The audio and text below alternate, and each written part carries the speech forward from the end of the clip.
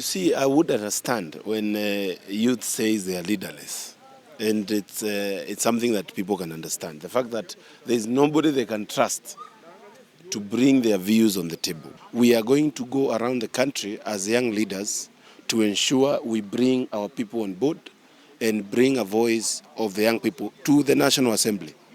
We don't want the National Assembly looking like it's an alien body. We want it to be with the people. And that is where we are today. And that is what we are doing. The political parties kill their youth wings.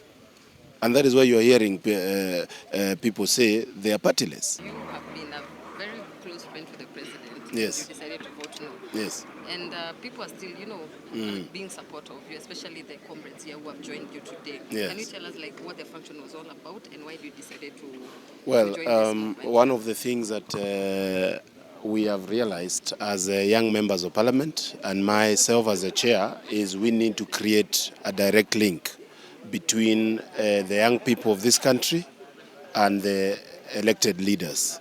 And that is why we have actually decided that moving forward, we are going to have engagement of the young people with the elected leaders, and this is actually the start. From here, we are going to specific campuses around. We have regionalized them, whereby we'll be meeting a bigger crowd of young people to engage them, to hear their views, and also give them a priority to air these things and this anger that they have had for a while. And because it is one of the problems that has actually brought this country where it is today. Why we have had a challenge is because, number one, the political parties kill their youth wings. And that is why you are hearing people say they are partyless. Youth wings were killed by many political parties. And I don't fear saying that there is no single youth wing that is vibrant and can be able to get views for our young people and bring them on board right now. Because number one is they are actually not funded. They are actually not funded. They are actually not given opportunity to lead.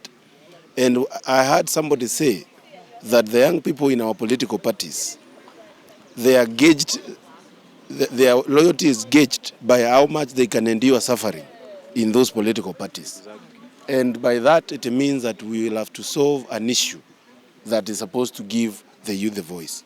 We are going to go around the country as young leaders to ensure we bring our people on board and bring a voice of the young people to the National Assembly. We don't want the National Assembly looking like it's an alien body. We want it to be with the people. And that is where we are today. And that is what we are doing. You've seen different politicians trying to fund these agencies, or rather bonds in courts, to be able to have these demonstrations. Right now, you've declared you're going to support the youths. You're going to, the youths. Yes. You're going to go around in different countries. Do you think they'll feel like you're sponsoring all these agencies and all? Actually, our conversations are not going to be in the streets. They are going to be in places that we have set. And what we need is the streets have spoken. But we don't want the voice that has been heard in the street to go away. We want it to continue so that we can implement something on behalf of that voice. And that is the reason why we want to take it up and ensure we present it to the policy part in the National Assembly and the Senate. Yes, the other thing I want to say is that with the new dispensation and what the president has done, I want to first say that anybody who has been given an opportunity to serve this country, whether old or young, I recommend them and I say they should do their best. But at the same time, the problems that got our young people to the streets are not only political problems. There was a very big economic problem, and that is what we have to solve. And that is the reason why there is a need to rethink our governance structures so that we can be able to get a government that is working for our people, not a government that is working for itself. So we need to actually now solve the economic problem.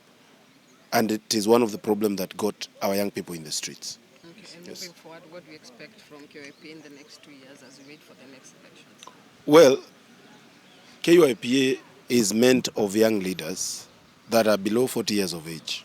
So expect a lot of engagement of our young people, expect a lot of policies and bills that are touching on the young people. And I want to say there are so many things that we need to look at. Number one, the funding model, the new education funding model, is an issue that people have not understood yet.